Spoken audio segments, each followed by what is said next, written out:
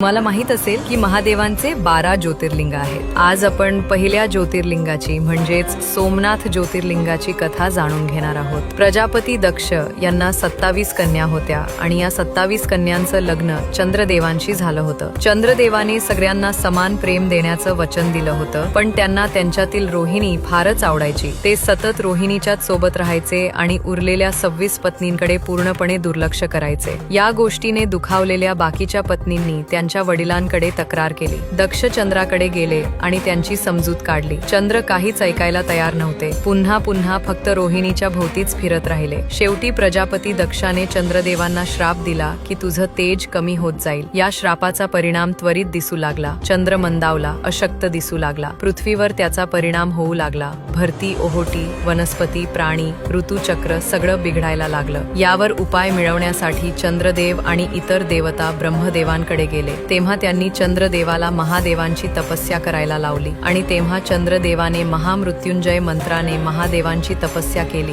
आणि महादेवांना प्रसन्न करून त्यांच्याकडून वर मागितला। तेव्हा महादेवांनी त्यांना एका पक्षात तुझं तेज वाढत जाईल आणि दुसऱ्या पक्षात तुझं तेज कमी होत जाईल आणि हे चक्र कायम तुझ्या सोबत राहील असं सांगून त्याला वरदान दिलं आणि त्या ठिकाणी सोमनाथ ज्योतिर्लिंगाच्या नावाने ते एका शिवलिंग स्वरूपात प्रकट झाले। जर आपण या कथेला ज्योतिषशास्त्राशी जोडून पाहिलं तर एक गोष्ट लक्षात येते। चंद्र 27 नक्षत्रांमध्ये भ्रमण करतात आणि त्यामध्ये रोहिणी नक्षत्रात सर्वात जास्त खुश असतात। हीच गोष्ट आपल्या पुराणांमध्ये प्रतिकात्मक रूपात सांगितली आहे। चंद्र जेव्हा कमजोर असतो किंवा कोणाच्या कुंडलीत चंद्राची प्रतिकूल दशा येते तेव्हा सोमनाथ शिवलिंगाची पूजा करण्याचा सल्ला दिला जातो। त्यांचा मंत्र जप केला जातो, ज्यामुळे मनःशांती, चंद्राची शुद्धी आणि जीवनात स्थिरता मिळते।